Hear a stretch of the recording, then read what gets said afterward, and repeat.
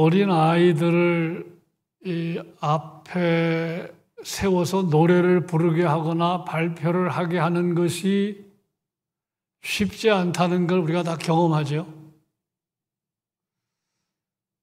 왜 어렵습니까? 아이들이 용기를 내지 않는 거죠. 주저하는 겁니다. 자신이 없어 합니다. 그래서 노래하라고 하면 뒤로 뺍니다. 가정에서도 그래요. 엄마 아빠 앞에서는 곧잘 하다가도 좀 사람들이 모인 자리에서 한번 노래해보라고 하면, 발표하라고 하면 뒤로 어김없이 빼는 것이 우리 아이들의 모습입니다. 우리가 다 경험적으로 알고 있습니다.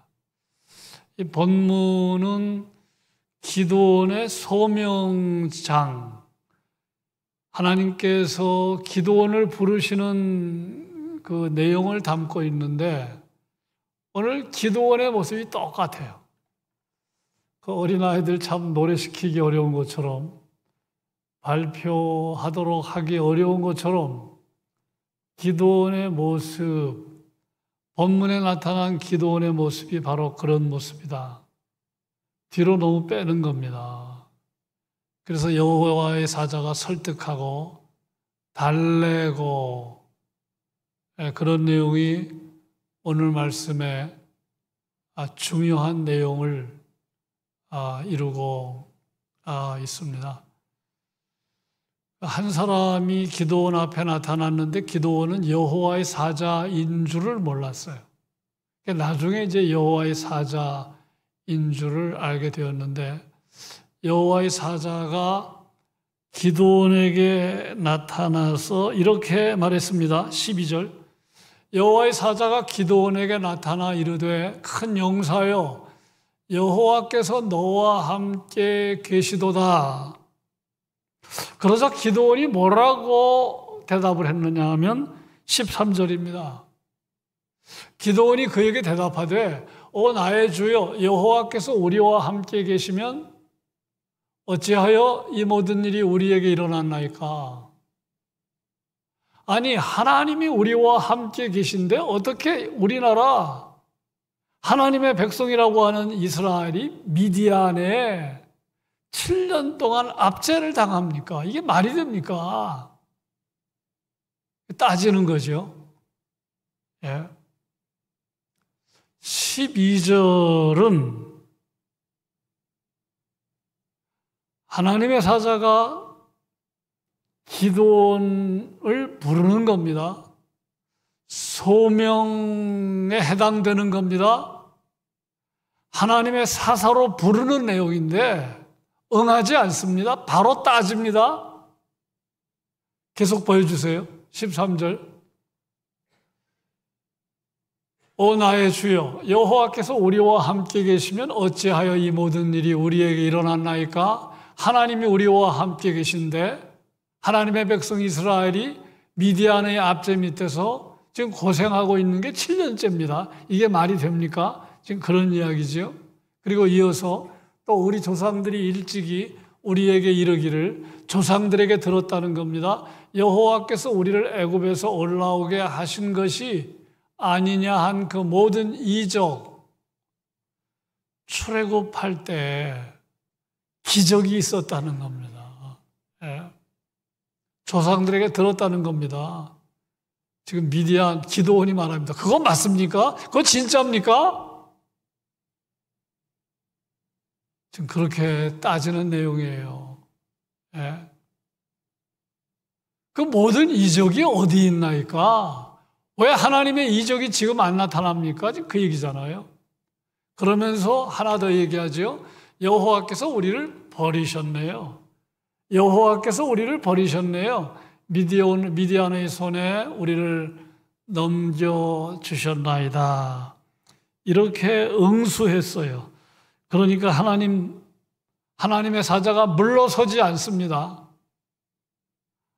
아이에게 노래하라고 그러니까 아이가 물러서니까 엄마 아빠가 바로 물러서지 않고 다시 재촉하는 것처럼 하나님의 사자가 물러서지 않고 다시 말합니다. 14절, 너는 가서 이 너의 힘으로, 하나님이 주시는 힘, 의미상으로 그런 겁니다. 너는 가서 이 너의 힘으로 이스라엘을 미디안의 손에서 구원하라. 내가 너를 보낸 것이 아니냐. 물러서지 않습니다.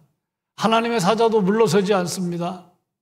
기드온은 자꾸 뺍니다.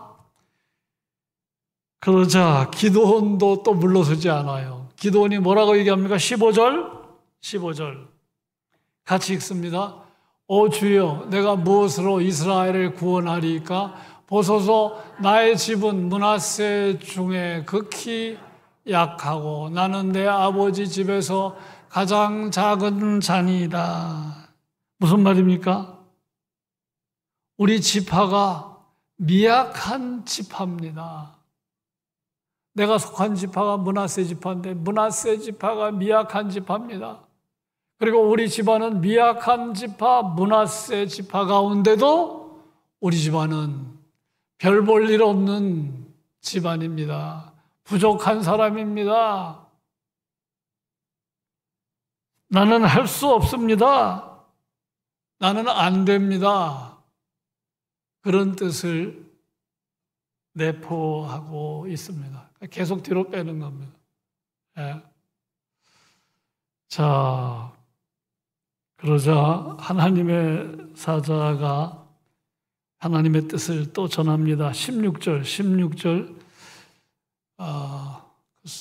우리 방송실에 부탁 못했는데 16절 성경 보시고 여호와께서 그에게 이르시되 내가 반드시 너와 함께 한다. 내가 미디안 사람 치기를 한 사람을 치듯 한다. 예.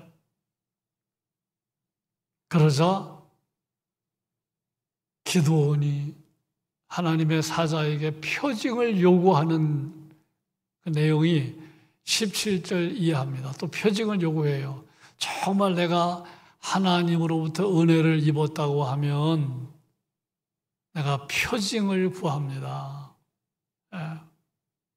내가 예물을 준비할 테니까 여기 떠나지 마십시오. 그러니까 내 앞에 있는 당신이 하나님께서 하나님으로부터 보냄받은 사람인지 하나님의 사자인지 내가 한번 따져보겠다는 겁니다. 그래서 예물을 준비하는 내용이 염소 새끼 한 마리 준비합니다. 무교병을 준비합니다.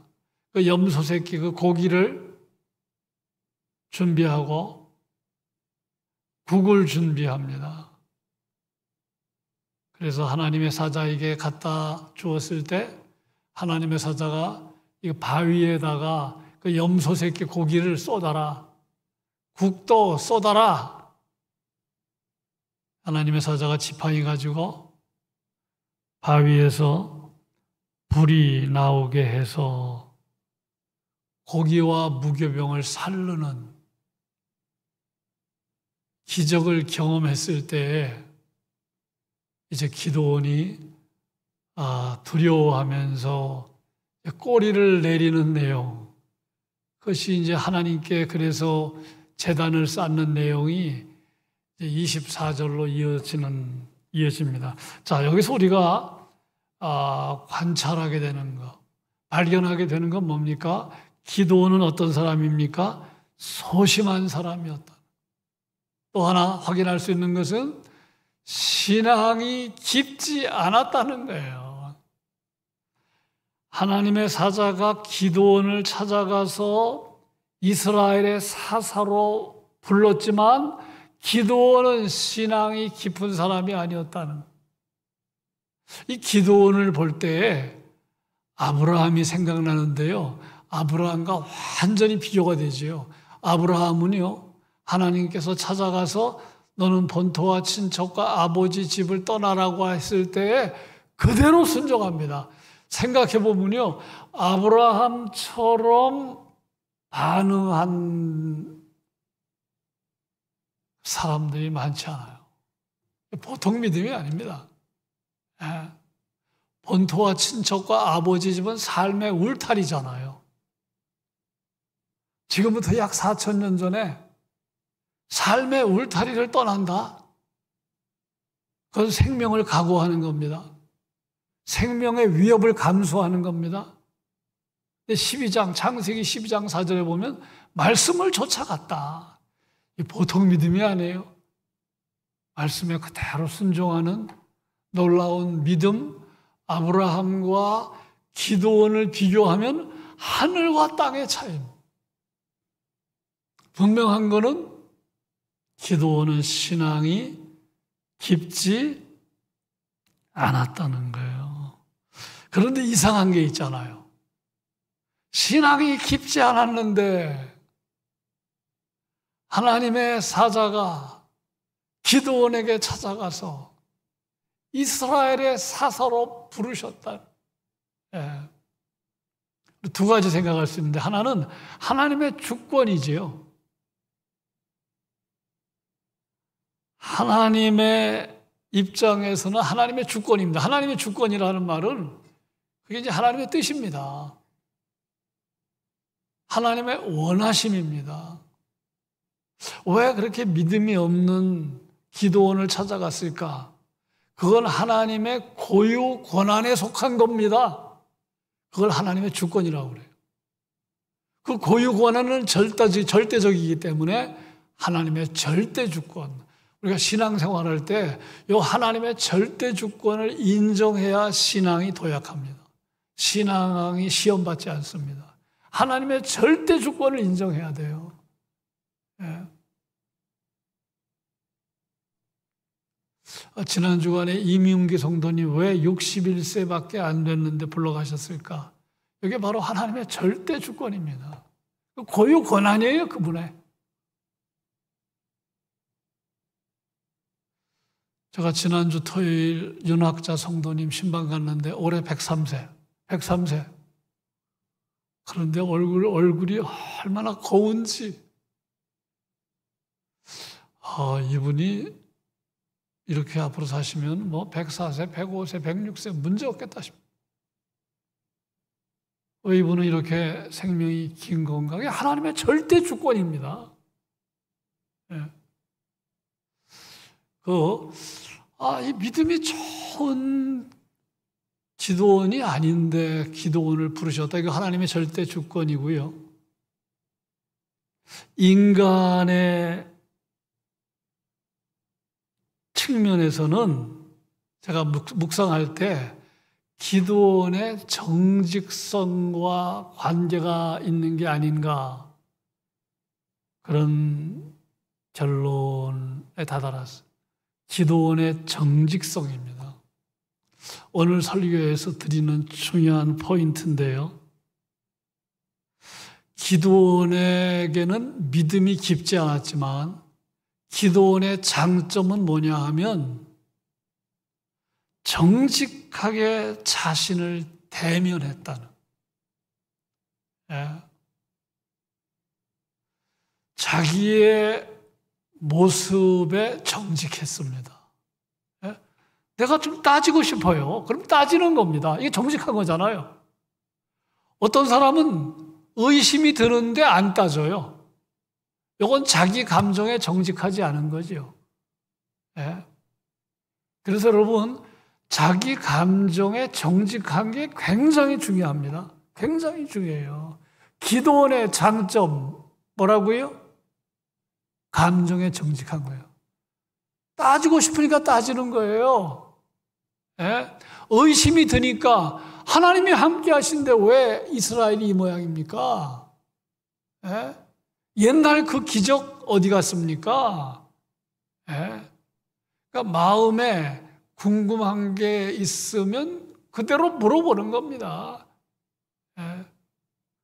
근데 오늘 많은 사람들이 이게 안 됩니다. 예? 내가 지금 믿음이 없으면 믿음이 없는 걸 감추지 않아요. 믿음이 없는데도 가식으로 믿음이 있는 척하지 않았다는 거예요. 누가? 기드온이. 이게 굉장한 장점이잖아요. 예. 자신의 믿음이 없는 모습을 숨기지 않았어요. 장점입니까? 장점이 아닙니까? 자신의 믿음이 없는 모습을 숨기지 않았어요?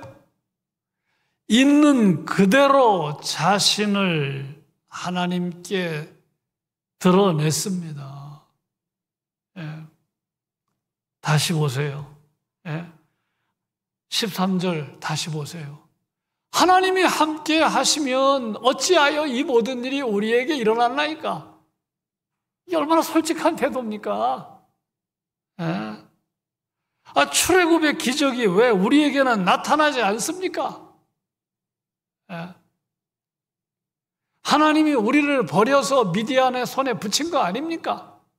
솔직한 자기의 심정을 그대로 드러내잖아요. 예? 자, 15절은 자신이 없으니까 자신이 없다고 말하잖아요. 예? 내가 무엇으로 이스라엘을 구원하리니까 보소서. 예?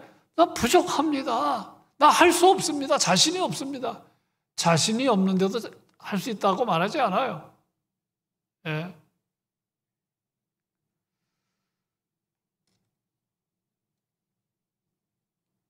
또 하나님이 나를 부르신 게 맞다면 표징을 보여달라고 그러잖아요. 참 대단한. 나중에는 또 알죠. 하나님을 시험하잖아요. 잘 나가다가 37절에 하나님을 시험하는 내용이 그 유명한 보소서 내가 양털 한 뭉치를 타작마당에 두리니 만일 이슬이 양털에만 있고 주변 땅은 마르면 주께서 말씀하신 같이 내 손으로 이스라엘을 구원하실 줄을 내가 알겠나이다. 하나님께서 내가 이스라엘을 구원할 사람이라고 얘기했는데 그게 맞는지 안 맞는지 내가 하나님 시험하는 것 하나님 좀 이해하고 용서하고 좀 들어주세요. 예. 양털에만 이슬이 있고 주변 땅은 마르게 해 주십시오. 이야, 하나님 그대로 해 주시잖아요. 이번에는 반대로입니다. 참 대단해요. 한번 됐는데 또 요거예요. 이번에는 반대로. 뭡니까? 양털만 마르고 그 주변 땅에는 다 이슬이 있게 하옵소서. 또 그대로 되지요. 예. 정리하면 이렇지요. 정리하면 믿음이 깊지 못했어요. 요건 단점이지요. 그러나 장점은 정직했다는 거, 솔직했다는 거예요. 나의 믿음이 없는 모습을 감추지 않았다는 거예요. 자신의 감정에 정직했다는 거예요. 오늘 많은 사람들이 잘 안 돼요. 잘 안 됩니다. 여러분, 이 기도원의 태도에는 교만이 없어요. 거짓된 모습은 보이지 않아요. 참 정직하다.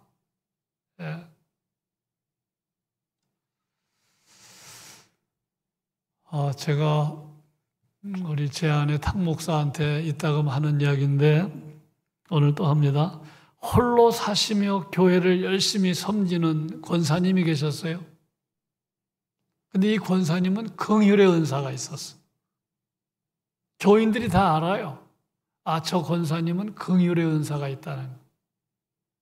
근데 그 교인 가운데 한 사람이 어려운 교인이 있었는데 이분이 아프기 시작하더니 풍이 찾아왔어.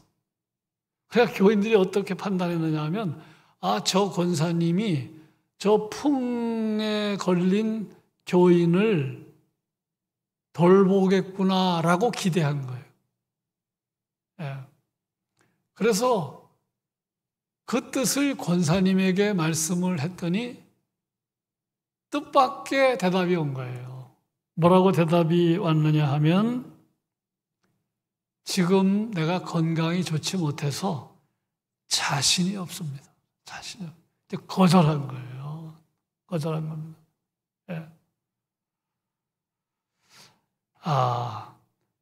그런데 그 이후에 중풍병 그 교우가 몸이 많이 좋아졌어요.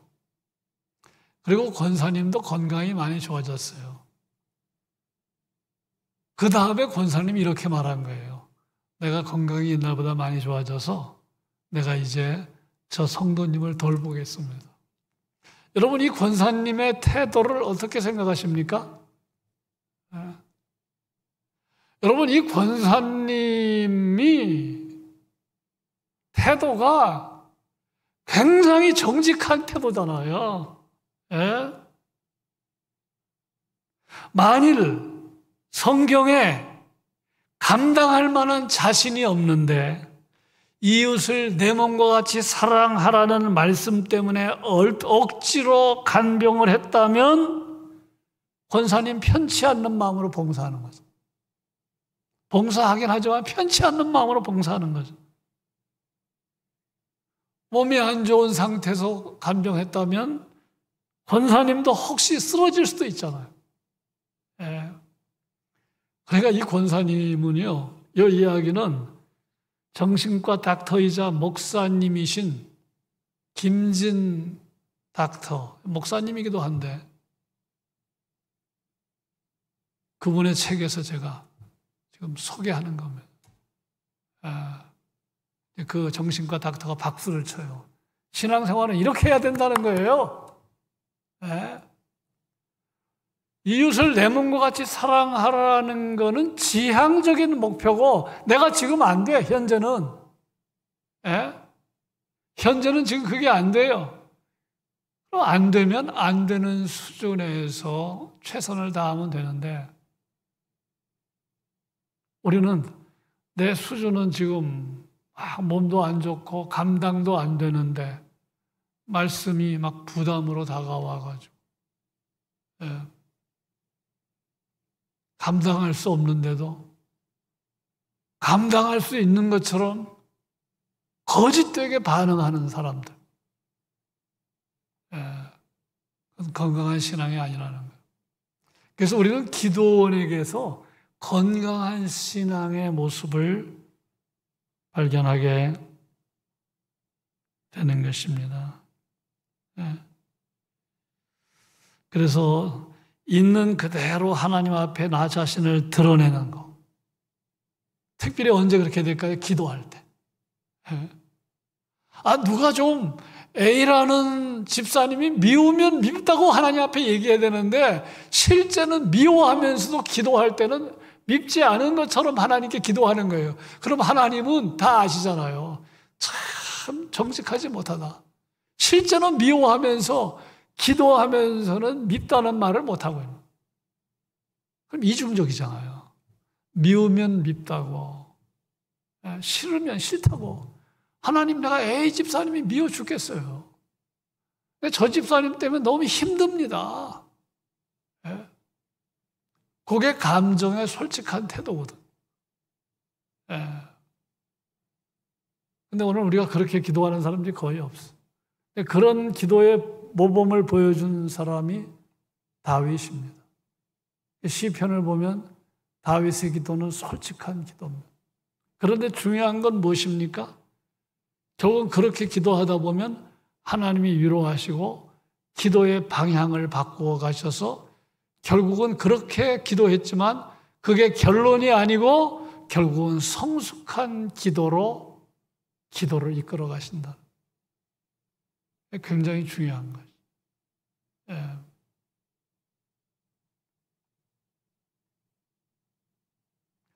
우리 사람이 상처가 다 있잖아요. 상처도 마찬가지입니다. 상처를 직접적으로 대면을 하는 거예요. 자꾸 사람들이 상처를 피하는 거예요. 자기의 상처를 내가 직접적으로 대면을 하는 겁니다. 그럼 성경의 관점으로 내 상처를 이해하다 보면 상처가 치유되고 그게 영롱한 빛깔을 내는 겁니다. 자꾸 상처를 피하려고 그래요. 그걸 해석을 해야 되는데 하나님의 말씀으로 해석을 하면 상처가 오히려 아름다운 영롱한 빛을 드러내는 것인데 정직하게 대면하는 거 아주 중요한 것입니다. 자, 이제 하나님께서 이상하게 기도원을 탓하지 않았다는 거죠, 여기서. 예. 제자들은요, 예수님이 어찌하여 믿음이 없는 자들아 탓하셨잖아요. 그런데 오늘 말씀은 하나님이 기도원을 탓하지 않았습니다. 여러분, 제자들은 3년 동안 지내면서 믿음이 성장할 수 있는 시간이 되었는데도 성장하지 않았기 때문에 책망 들은 거고, 기도원은 지금 초짜입니다. 그러니까 책망하지 않은 거예요. 그러니까 하나님이 보실 때는요, 거짓된 거, 이런 건 책망감이죠. 거짓된 거, 교만, 이런 건 책망감이지만, 초짜가 믿음이 없는 건 책망감이 아닌 거예요. 책망감이 아닌 겁니다. 예. 여러분, 기도원의 모습을 잘 우리가 들여다보면 누가 생각나느냐면 모세가 생각나는데, 모세도 계속 뒤로 뺍니다. 그 이야기가 출애굽기 3장, 4장입니다. 모세는 기도원보다 더 뒤로 뺐어. 3장, 4장에 걸쳐서 얼마나 길게 나오는지 몰라요. 예? 하나님이 모세 책망하지 않습니다. 예. 그러니까 책망할 때는 책망받아야 할 상태면 책망하지만, 예? 지금 믿음이 초짜인데, 초짜는 믿음이 성숙할 시간을 통과하지 않았기 때문에, 그래서 오늘 말씀 보면 계속해서 하나님께서 여호와의 사자가 보여주는 모습은 인내하고 설득하고 기다려주고, 그런 걸 우리가 관찰할 수 있어요. 그래서 목사가 이 세 가족과 믿음이 차이가 있으면 책망감이죠. 목사는 당연히. 아니, 장로가 수준이 떨어지면 책망감이지만 세 가족이 수준이 떨어지는 건 당연한 거예요. 그래서 동일하게 판단의 대상이 되는 것이 아니라는 거예요. 자, 여기서 우리는 하나님은 어떤 하나님, 어떤 기준을 정해놓고 그 기준에 들어맞는 사람만 찾아 쓰시는 하나님이 아니라는 거예요. 그 사람의 현재 수준을 있는 대로 받아주시는 하나님. 여러분, 얼마나 인격적인 하나님입니까? 기도원이 막 하나님 의심해가지고 하나님께 따지듯이 했을 때 너 건방지구나, 어떻게 네 입에서 그런 얘기가 나와? 그렇게 말씀하지 않았어요. 설득하고 기다려주고 달래고. 제가 지난주 우리 하나님은 세상 아버지와 다른 아버지라고 말씀을 드렸는데, 정말 성경을 보면 우리 하나님이 얼마나 매력적인 하나님이신지, 인격적인 하나님이신지를 확인하게 됩니다. 이제 마지막 하나 더 우리가 살펴보는 것은, 자, 본문에 나타난 중요한 하나님의 모습인데요. 자, 12절입니다. 12절 한번 다시 보시면 11절 보시면 중간에 요아스의 아들 기드온이 미디안 사람에게 알리지 아니하려 하여 밀을 포도주 틀에서 타작하더니, 여러분, 밀 타작은 밖에서 하는 겁니다. 밀 타작은 밖에서 하는 건데, 미디안 사람들에게 들키지 않기 위해서 밀을 포도주 틀에서 타작했다. 이거 좀 두려워하는 모습이잖아요. 지금 미디안을 두려워하는 모습입니다. 그런데 12절은 뭐라고 말씀하고 있어요? 여호와의 사자가 기드온에게 나타나 이르되 큰 용사여, 이렇게 말했다는 거예요. 이게 어울리지 않잖아요. 미디안은 소심한 모습을 보여주는데 하나님의 사자는 기드온에게 큰 용사여 라고 했다는 점입니다. 묵상거리죠. 예? 어떤 모습입니까? 지금은 부족해도 하나님이 함께 하시면 내일은 변화된다. 내일은 달라진다. 가능성이 있는 모습으로 바뀐다. 하나님이 그거 말씀하시는 거잖아요. 예. 지금은 부족해. 지금은 소심해. 예. 그러나 내일이라는 말은 바로 내일 말고 앞으로는 변화되고 달라지고 가능성이 있는 하나님의 사람으로 변화될 수 있음을 지금 내다보시고 격려하는 거잖아요. 여러분, 이분이 우리 하나님이에요.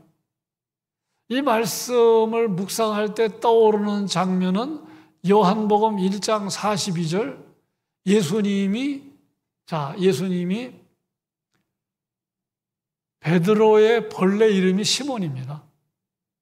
베드로의 본래 이름이 시몬이에요. 예. 자, 시몬을 만났을 때 예수님이 하신 말씀이에요. 예. 내가 요한의 아들 시몬이니 장차 게바라 하리라. 게바는 번역하면 베드로라. 베드로는 본래 이름이 아니에요. 본래 이름은 시몬입니다. 여러분, 시몬은요, 연약한 모습입니다. 부족한 모습을 보여주는 이름입니다. 예. 어부의 모습, 인간적으로 아직은 모간한 모습, 그것을 보여주는 이름이 시몬이에요. 그런데 예수님은 뭐라고 말씀하셨어요? 지금은 시몬이지만 앞으로 변화된다. 뭐로 변화된다고요? 반석으로 변화된다. 장차 반석으로 변화된다. 게바, 번역한 즉 베드로. 예. 베드로라는 말은 반석. 게바, 반석이라는. 예. 그러니까 주님의 관점이 놀랍지요. 하나님의 관점이 놀랍지요. 사람을 볼 때 현재의 모습만 안 봤다는 거예요. 근데 우리는 현재의 모습만 보잖아요. 앞으로 변화될 모습 보고 격려하고 칭찬합니까? 독일의 어느 학교에서 어린 학생들에게 정중하게 인사하는 교장 선생님이 있었어요. 사람들이 의아하잖아요. 교장 선생님이 어린 아이들에게 정중하게 인사하는 거예요. 그래서 그 이유를 물었더니 그 교장 선생님이 한다는 말이 이 아이들 가운데 어떤 인물이 나올지 모른다.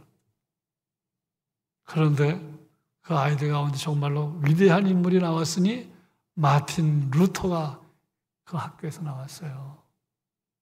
네. 하나님의 눈, 예수님의 눈, 교장 선생님의 눈, 뭐가 통하는 게 있죠. 네. 사도 바울도 그런 눈이 있었어요. 디모데를 향하여 너 하나님의 사람아, 너 하나님의 사람아. 네. 그래서 결국은 기드온이 나중에 큰 용사 됐어요, 안 됐어요? 큰 용사가 됐어요. 큰 용사. 예. 우리 부모님들이 자녀들을 그런 눈으로 바라본다면, 교사들이 학생들을 그런 눈으로 바라본다면, 예. 그럼 얼마나 놀라운 일이 전개되겠습니까? 예. 그런데 우리는 그게 잘 안 되잖아요.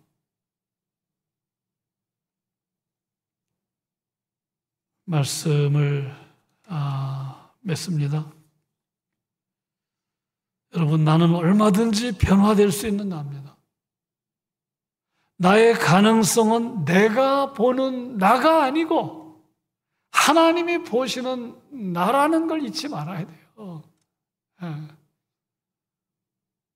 여러분, 나는 변화되어야 할 사람입니까? 그냥 이 정도면 될 사람입니까? 예. 이 가운데는 굉장히 많이 변화된 사람도 있지만 그래도 더 변화돼야 돼요. 믿음의 큰 용사가 돼야 돼요. 예.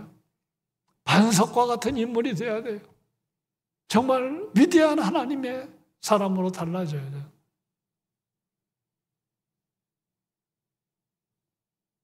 이 점을 명심해서